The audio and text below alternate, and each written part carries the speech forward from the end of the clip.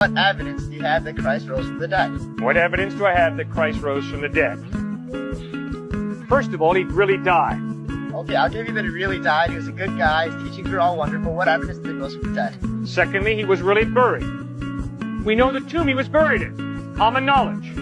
Joseph of Arimathea, a ruler of the Jewish people, one of the rulers, part of the Sanhedrin. So he was buried in a tomb that was not some hidden location. Well-known individual. His tomb, Joseph of Arimathea.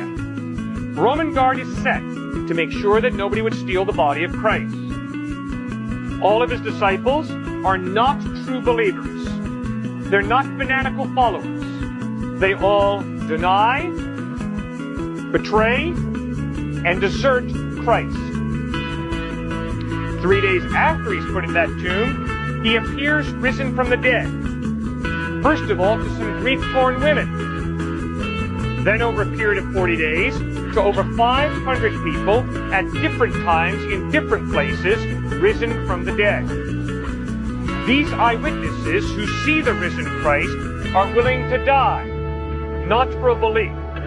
They are willing to die for what they claim to have seen. The dead Christ risen from the dead. Psychology shows us that people are not willing to die for what they know to be a lie. They'll crack under that pressure.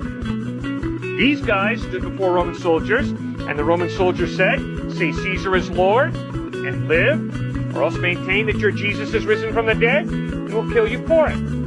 Every single one of them said, "I've seen Christ risen from the dead, he is Lord," and they died for what they claimed to have seen. So,